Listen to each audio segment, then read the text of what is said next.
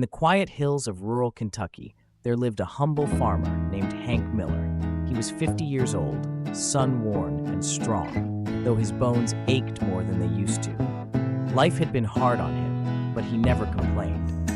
Hank lived in a weathered wooden cottage on the edge of a forgotten road. He didn't have much, just his old red tractor, a couple of acres of cornfield, and his 80-year-old father, Earl, who hadn't walked in nearly 3 years. Earl was bedridden after a stroke, barely able to speak, but his eyes still followed his son with love. Every day, Hank's routine never changed. Before dawn broke, he'd check on his father, tuck the blankets around him, whisper a gentle "morning, Dad," and make sure he had water, medicine, and a warm cup of black coffee, even if he could only drink a few sips. Then he'd head out into the fields, rain or shine, sowing, plowing, harvesting, whatever the season demanded. He worked with his hands, his sweat, and his hope.